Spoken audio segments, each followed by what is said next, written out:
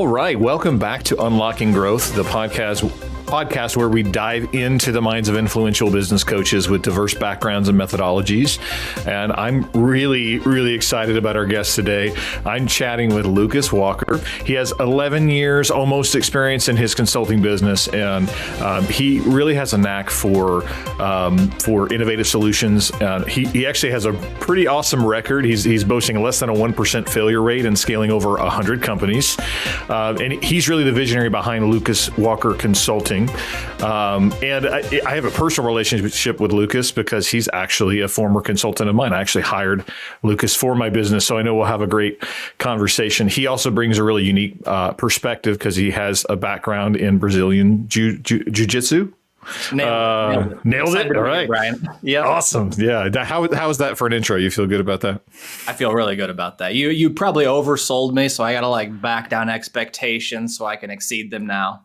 Okay, well, I'll set the bar high, and then we'll just that way if people drop off, they'll see the best parts. That's a good approach. There you go. Yeah. Start with dessert first. Give them the vegetables later. I mean, I'm sure this is what you tell your clients all the time. Overpromise and underdeliver, right? Something like that. Well, how are you today, man? I'm doing great. It's getting to be a nice snowy day here in Springfield, Missouri. So we'll see if we get snowmageddon or it blows over. But I'm doing great and kicking off the new year in style. Awesome, love it. You and I are both local. I've been fortunate enough to have guests all across the country. But it's fun having conversations with people that are in California or, Florida, and they're like, oh yeah, it's a beautiful sunny day. Not so much here. Not now. Not today. No. Yeah. That's okay. We still do a lot of business here. The people in California I talk to, the clients, they're all like, well, you get at least all 4 seasons. And that's a big benefit to be in the Midwest. Yeah. We don't need fake snow for Christmas. So nope. That's great. Awesome. Well, let's jump into it, man. I know a lot of your background, but our listeners don't. So I'd love for you to just, tell people a little bit about why you started getting into consulting, why you're so passionate about helping business owners to scale their businesses and remain profitable. Yeah, thank you. So I think I did what a lot of consultants and coaches do is I'm trying to travel back in time and save a younger me.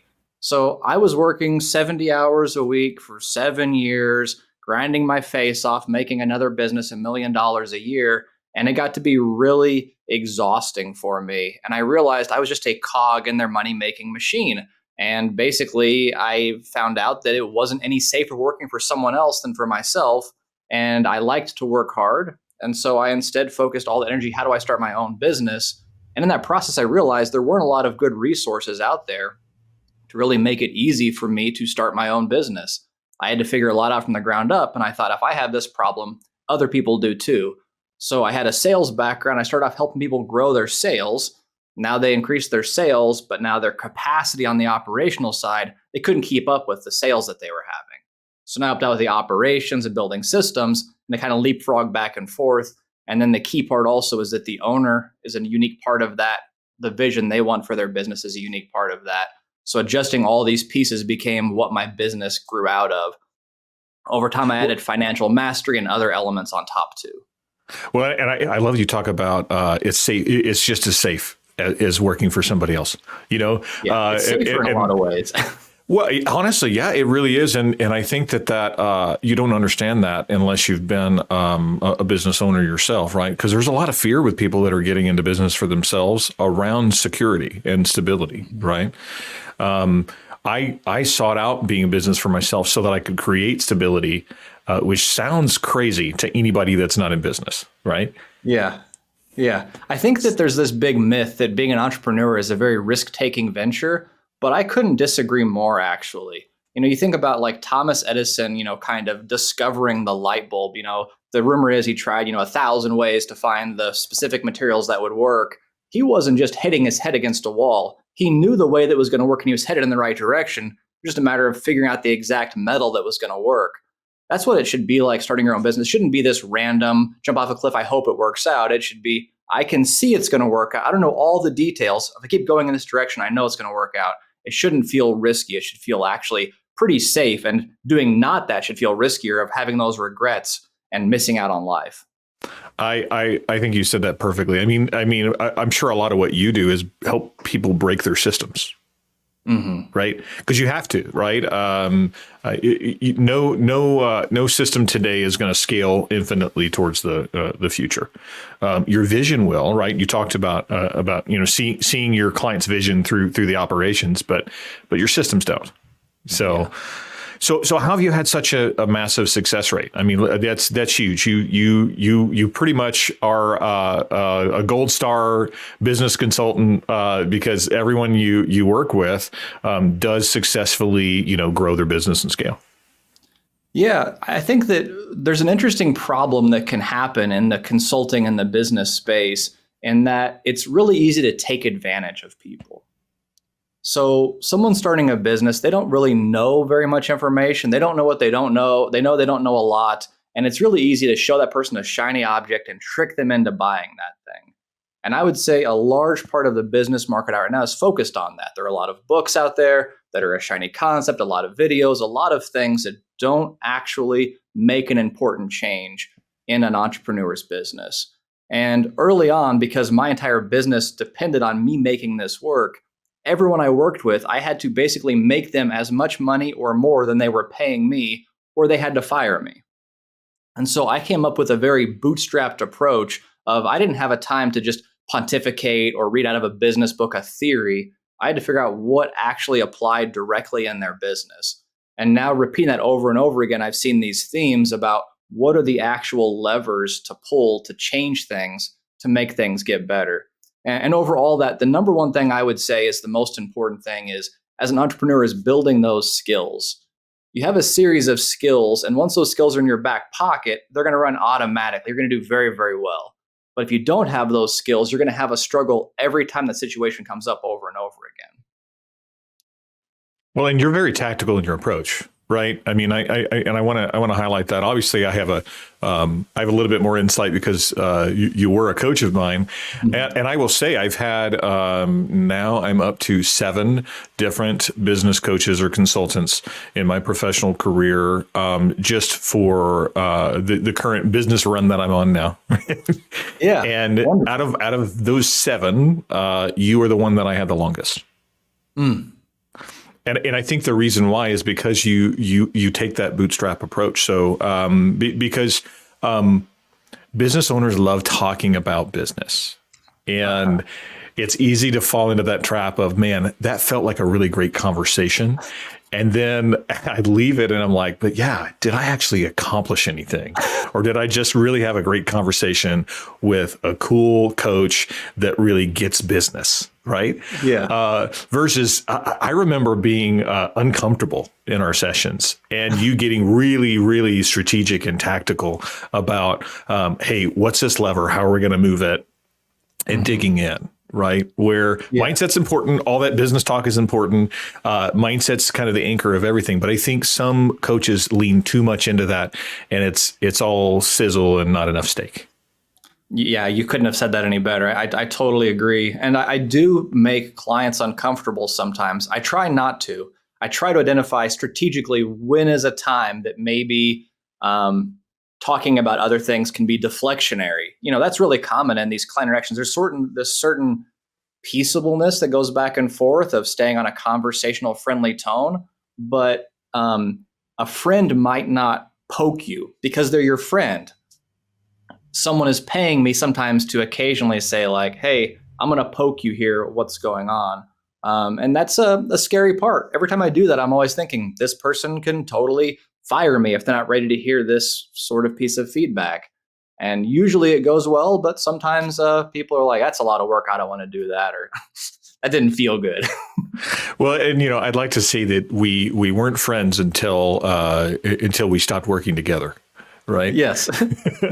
Because then it was like that way. A lot easier. Yeah. And now what a great foundation, because you weren't going to take any BS from me because you had already seen a peek behind the curtain. But yeah, that's I love that approach, and the bootstrap approach is so important. And I think that there are so many different, like you said, there's so many different things that business owners could throw money at that are educational, books, models, all of that stuff. But at the end of the day, I heard this in a class, actually. Someone mentioned that education without implementation is simply entertainment. Yes, that's totally true. And it's easy to fall into that. Oh, man, because there's so many ways to be excited about getting education and being learning based and plugging into all the things. But yeah, very few put it into implementation. So I want to talk about the financial side, because I know I kind of had an agenda going into this, Lucas, because you were fundamental in me changing my financial systems and getting to a point of profitability instead of just revenue. Right. Mm-hmm. So what caused you, because I don't believe you started there in your consulting business. What caused you to really identify that as a gap for a lot of your clients? Yeah, that was interesting is, my consulting business, I started from scratch. And so the journey I went through has been the same journey a lot of my clients. So I started my own business from scratch, and sales was my first problem. So I started to solve that problem and sell my services. Then capacity was my next problem. I started to figure out that and solve that problem. And the next was the profitability, knowing that just working harder didn't make the money necessarily math out exactly right. So each of these problems I've solved within my own business, and I've spent a lot of time, taken a lot of information, and then I can consolidate that and pass it out to my clients and then get feedback and learn more and more about it across the iteration. So for me, the financial piece was a key piece that I was later to the party getting started. But now I recognize that if a business doesn't work out on paper, it will not work out in the real world. You can do the business math on paper, run the calculations and say, okay, I'm going to sell this many units, make this much profit. Is that a feasible number of units to sell or not sell? You can do all that. You don't have to work for 5 years, grinding your face off and be like, oh, that didn't work out. You can do it on paper and make it work. And it usually doesn't work on paper the first time. So you have to make some changes, and maybe you have to raise your pricing. What value do you have to add for that pricing to make sense? So for me, it came out of that own space of my own need to get stronger and better and move out of Excel sheets and into QuickBooks, to move off of back of paper math as the business got bigger into bigger and bigger systems. And realizing with my clients, that's made a giant difference. The people who were struggling to get by before, not able to pay themselves very much, now run very profitable businesses where their own finances aren't a stress. They can focus on just the business and knowing that the money takes care of itself. I mean, what percentage of clients and business owners that you talk to on a regular basis are either not paying themselves or not paying themselves what they're worth? I would say 99%. And the double funny thing is almost 99% of them, part of it is because they're not charging what they're worth. And so it's so interesting is that they're delivering a premium quality product at a bargain basement price. And it typically takes me a decent time of talking with them. And it's never out of a point of greed to charge more. It's just, if you don't charge more, you can't stay in business. You'll have to stop helping these people that you love to help so much. You have to charge more or stop helping anybody. It becomes a non-negotiable. And then the funniest part to me is, I would say almost without an exception, everyone I've ever worked with that's raised their prices, none of their customers cared at all. Yeah. Well, because the value's you're there. undercharging me for 5 years. Like, you should have raised them 5 years ago. Yeah, it's like, thanks for the 5 years of cheap, great service, right? Yeah. And the 3 grumpy customers who were like, oh, I can't believe it so much, I'm going to leave. Like, they weren't that loyal of customers anyways. You'll bring in 3 new ones that are a good fit. So yeah, the finances is a really important part, and charging what they're worth and paying themselves is a key part, because the number one goal of a business is to make money.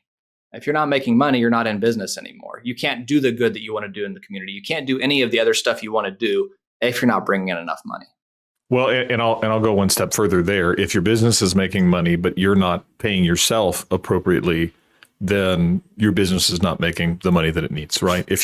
Because if you couldn't replace yourself with someone that has your skill level and be able to support a salary or a wage that's appropriate, then there's something that's missing, right? 100%. 100%. I think so one myth I talked about earlier was that entrepreneurialism is being risky. Another one that's really key to me and dear to my heart is I should be reinvesting in my business. That's a really giant myth that many people use as an excuse for not making any profit. They're spending all of their money and saying they're reinvesting where they should be paying themselves and just running a leaner business. An investment is money you put into something where you generate a return on that investment that you can ideally calculate. Like you put money in a CD, you take out 6% later. Money you put in a safe under your bed and you open up later and it's gone. That wasn't really an investment. That was just disappeared. So an investment is I'm taking this training, which will mean I can charge more. I'm doing something specific that generates a return. But most of the time, reinvesting in my business means I'm making no profit, but I have a good excuse. That's okay. I'm supposed to make no profit. Yeah, that's not investing. I love the way that you highlight that because there's no return there. Right? You're not putting it into anything. It's just it's a lack of something that's needed.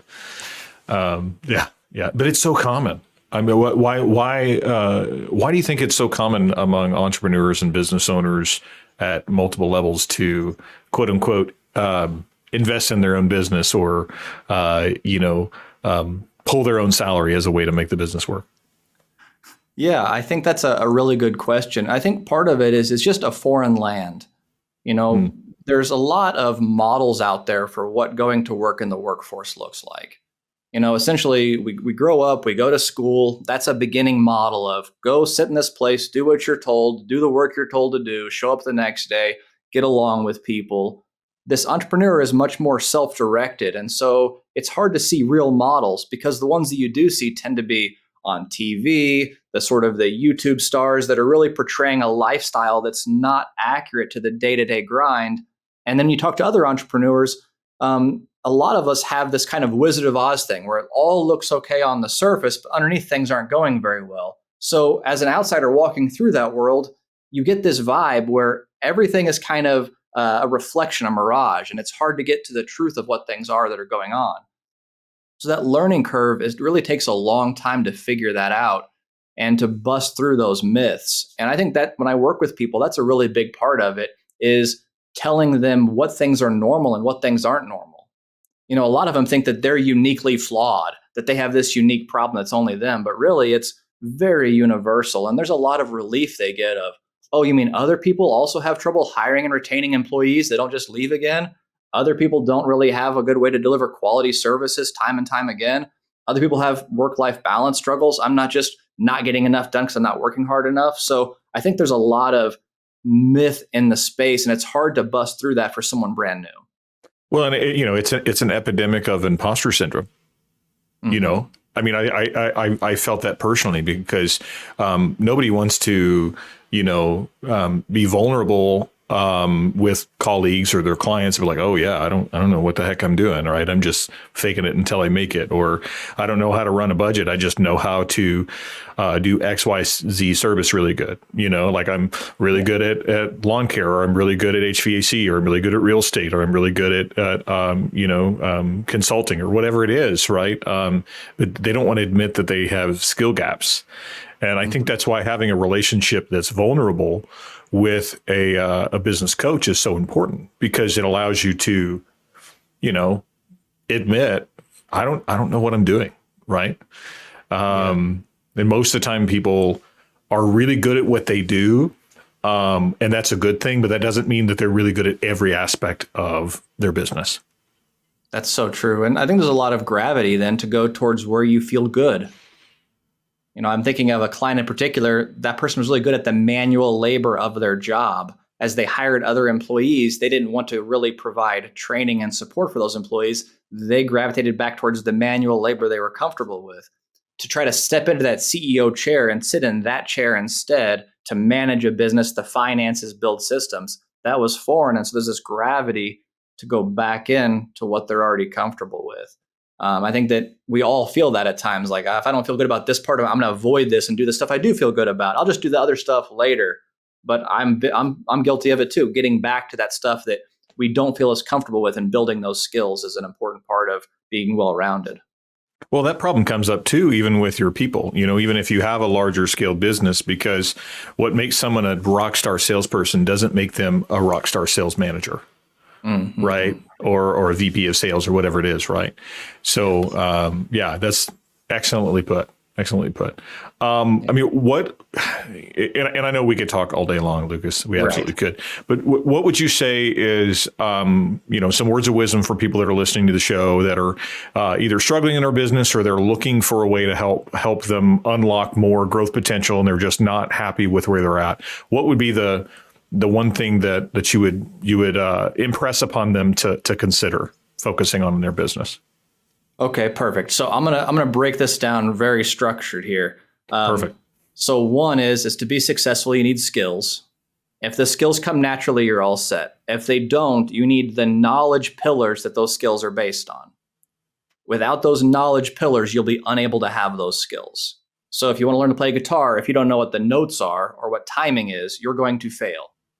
You have to learn those basic pieces. Now you can learn the rest of the steps. And so that's I totally believe that a skill is based on knowledge that is implemented over time. So you get better and better reactions. That's what the skill is based on. Being successful is based on having the right sets of skills.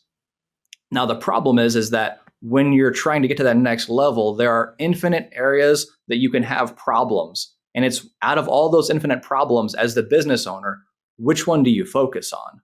That's the real problem. It's not what's a problem to solve. It's I have 37 pages of problems to solve.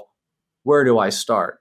And so this is where I think of it as trying to be an emergency room doctor. Someone comes in with a bullet wound over here, a knife stab here, and a shark on their back. What is the first thing that you're going to address as that ER doctor? You can't do them all at once. You're one doctor. The business is the same way. So we have all these problems. What's the one we focus on? That's the overall way I approach it. Now, if you're trying to grow, there are one of two problems. Either you have a sales problem or you have a capacity problem. A sales problem means that you have lots of capacity to do more work. You just need to sell it. A capacity problem would mean that you're selling more work than you can get to. You have to turn work away or not answer phones or do a poor quality of work to try to get to all that work. So if you're stuck, you either have a sales problem or a capacity problem. Well, between the two, the capacity problem is the better one to have, right?